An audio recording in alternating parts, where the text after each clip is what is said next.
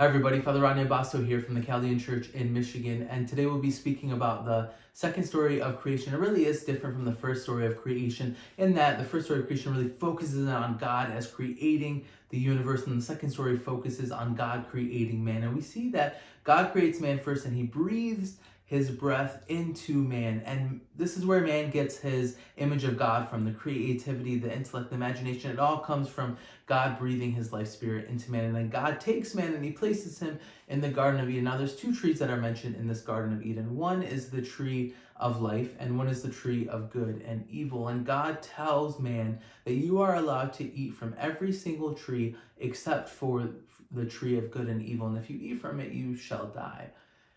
And so during this time, God realizes that it's not good for man to be alone. And so God creates helpers for man. And so this is when God creates all the animals, and we see man's dominion and authority over the animals in that he has the ability to name them all. But something is missing from man. There's no suitable helper to be found for man. And so God puts him to sleep, and he takes a rib out of man and he places it, and he creates woman, and he takes that rib and he places it in woman. Now, a lot of church fathers point out that just as the church was created from the side of Jesus, so too was Eve created from the side of Adam. And so we see a parallel with Jesus and the church, and Adam and Eve both coming from this side.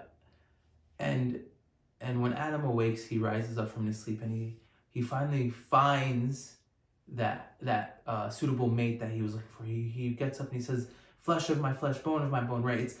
What his heart has been desiring is finally there.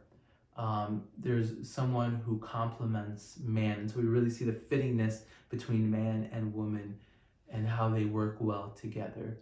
As I was reading this and reflecting upon it, the one thing that really struck out for me is that God told man that he is to toil and labor within the garden. So we see that work precedes sin. So before Adam and Eve committed the original sin, God said, "You shall work in the garden." And I think that that's especially important in that for the physical and spiritual growth, that we are called to labor, that we are called to toil and cultivate our own gardens, right? That we are called, if we want the seed of faith to grow, to have a beautiful and abundant faith which bears fruit, we must toil and labor through it. So always think about, how am I growing the seed of faith that has been given to me by God? And always reflect upon that there is always work that God is calling you to do.